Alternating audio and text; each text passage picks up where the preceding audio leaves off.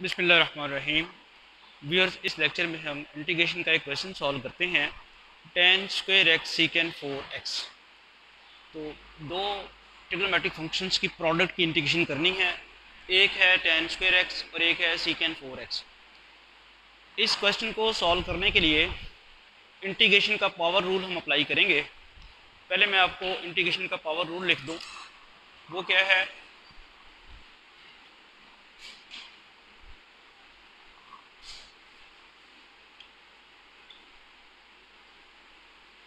Power rule of integration.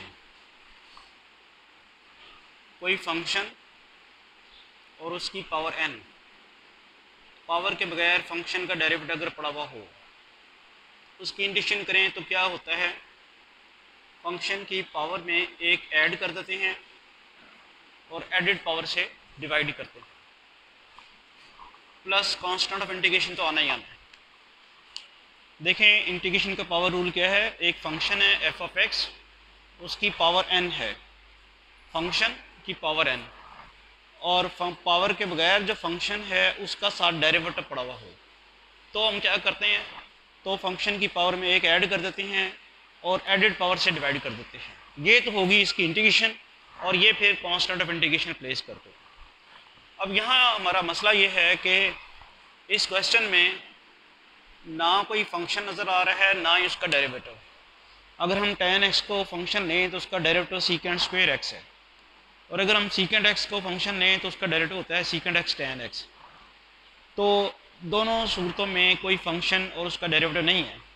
तो सबसे पहले हमने इसको इस फॉर्मेट में कन्वर्ट करना है कि एक फंक्शन बन जाए और एक उसका डेरिवेटिव बन जाए। उसके लिए ट्रिग्नोमेट्री का फॉर्मूला लगा सकते हैं आप। tan square x into सीकेंड 4x dx, ये आ जाएगा tan स्क्वायर एक्स, और इसको हम लिख सकते हैं सीकेंड square x into सीकेंड square x. ये जो सीकेंड 4x था उसको हमने सीकेंड 4x को ब्रेक कर लिया, सीकेंड square x into सीकेंड square x. इसके बाद इंटीग्रल tan स्क्वायर एक्स। ये वाला जो सीकेंड स्क्वायर एक्स है वो आपको ट्रिग्नोमेट्री का अगर फार्मूला याद हो, 1 प्लस tan स्क्वायर एक्स किसके बराबर होता है? सीकेंड स्क्वायर एक्स के। और यहाँ से फिर सीकेंड स्क्वायर, ये tan स्क्वायर एक्स किसके बराबर आएगा?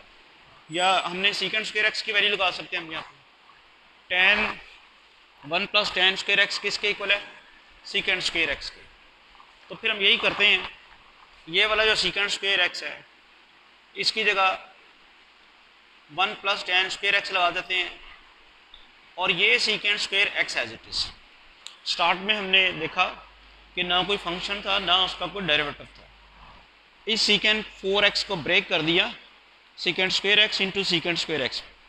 फिर एक सीकेंड स्क्वायर एक्स को 1 प्लस tan स्क्वायर एक्स लिख दिया, ट्रिग्नोमेट्री का फॉर्मूला अप्लाई कर दिया। अब आप देखते हैं कि ये हमारे पास दो इंटीग्रल बन सकते हैं, tan square x plus tan 4x into सीकेंड square x, और ये इसको हम यूँ लिख सकते हैं tan square x सीकेंड square x dx plus integral tan 4x सीकेंड square x dx। दो इंटीग्रल्स बन गए, tan square x सीकेंड square x dx, tan 4x सीकेंड square x dx।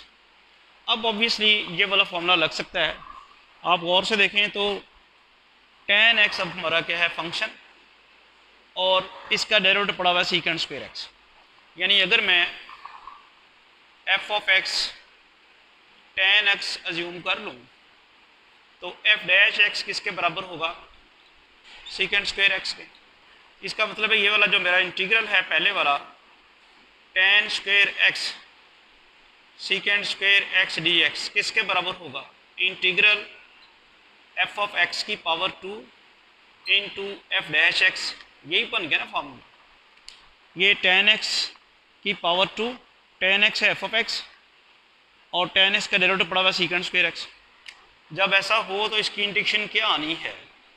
इसकी इंटीग्रेशन मैं अभी बता चुका हूँ कि एक पावर ऐड हो जानी है और एडिड पावर से आपने डिवाइड कर देना है, तो क्या बन जाएगी, एफ ऑफ एक्स किसके इक्वल है, tan x के, तो बन जाएगा tan क्यूब x/3 प्लस सी। देखें वही फार्मूला अप्लाई किया है, फार्मूले में क्या था, एफ ऑफ एक्स की पावर n और फंक्शन की पावर के बगैर अगर उसका डेरिवेटिव मौजूद है तो फिर इंटीग्रेशन क्या हो जाएगी, एफ ऑफ एक्स की पावर n+1/n+1। यहाँ बड़े आराम से देखें tan x फंक्शन है और सीकेंट स्क्वायर x उसका डेरिवेटिव है, तो हम सीधा सीधा करेंगे tan x की पावर में एक ऐड कर देंगे और एडिड पावर से डिवाइड कर देंगे। ये वर्किंग तो मैंने सिर्फ आपको करके दिखाई है, आपने डायरेक्ट ही कर देना है। यहाँ आपको पता चल चुका है tan x फंक्शन है और उसका डेरिवेटिव पड़ा हुआ साथ, तो बड़े आराम से पावर रूल लग जाएगा, tan 2+1/x, tan 2+1x/2+1, और ये भी tan x फंक्शन है और उसका डेरिवेटिव पड़ा हुआ है, तो यहाँ क्या आ जाएगा, tan की पावर 4+1x/4+1, और कांस्टेंट ऑफ इंटीग्रेशन यहाँ भी हमने लगाना था, यहाँ भी लगाना था, दोनों को ऐड करके एक नया कांस्टेंट ऑफ इंटीग्रेशन कह दिया, एक ही, तो लिहाजा इंटीग्रेशन जब कर रहे हैं तो एक ही कांस्टेंट ऑफ इंटीग्रेशन हम लगाएंगे।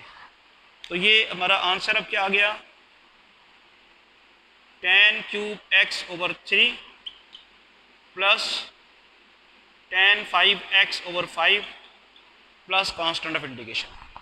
होपफुली सारा समझ आ गया होगा। बेसिकली इंटीग्रेशन के इस क्वेश्चन को सॉल्व करने के लिए हमने पावर रूल इस्तेमाल किया है, और पावर रूल इस्तेमाल करने से पहले थोड़ा सा फंक्शन और उसका डेरिवेटिव बनाया है। Thank you.